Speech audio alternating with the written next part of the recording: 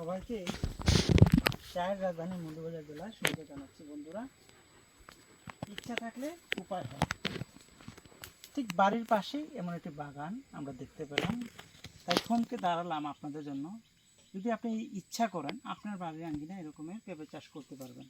আমরা যদি ভিতরে দেখি, দেখুন এখানে মাশাআল্লাহ ছোট্ট একটি গাছ, ছোট্ট গাছে সর উপরে পেঁপে ধরেছে। একটু পেঁপে গাছটা একটু দেখো, একটু ঘুরো, পুরোটা ঘুরো, সর উপরে পেঁপে আসছে। তো এইরকমের আপনি ইচ্ছা করলে বাড়ির আঙ্গিনায় পেঁপে চাষ করে জীবন জীবিকা নির্ভর করতে পারেন। আমরা সামনে যাই, এখানে সব পেঁপে বাগান।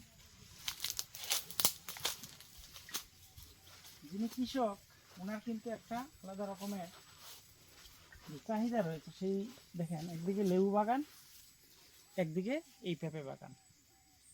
সবচেয়ে এইখান থেকে পুরাটাই পেঁপে বাগান। এক সময় তো ছিল যে সারি সারি পেঁপে বাগান। দেখেন ছোট্ট একটা গাছ।